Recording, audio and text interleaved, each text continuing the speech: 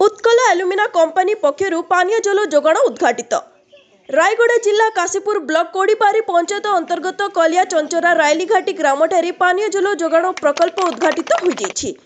कार्यक्रम मुख्य अतिथि भावे उत्कल एल्युमिना माइनस हेड विजय चौहान, सीएसआर हेड मनोज दास, एम देवी प्रिया इंजीनियर दिलीप नायक तत्वाधान रे प्रथमे कलिया चंचरा ठारे पूजा अर्चना करिबा परे रिबन काटी सौर चालित पानीय जल जोगाण एवं रायलीघाटी ठारे सजर धारार शुभ उद्घाटन करथिले। रायलीघाटी भली उपांत अंचल रे उत्कल एल्युमिना कंपनी पक्षरु अंचल रे पानीय जल समस्या समाधान पई सकाशे पदक्षेप ग्रहण करिथिबारु ग्रामर लोके बेस खुशी अनुभव करछंती। विभिन्न समय रे मैला पानी पी ग्रामवासी झाड़ा बांती एवं मिलीमिला भली रोगर शिकार हेउथिले। स्वच्छ पानी टोपाए न मिलिथिबारु लोके बूंदे पानी पई रहल विखर हेउथिबा देखिबाकू मिलिछि। आम अंचलर इंजीनियर भावे उत्कल एल्युमिना कंपनी ठारे दिलीप नायक नियुक्ति पाइबा परे अनेक उपांत अंचल रे पानी एवं रास्तार समस्या को दूर करने चेष्टा जारी रखिछंती।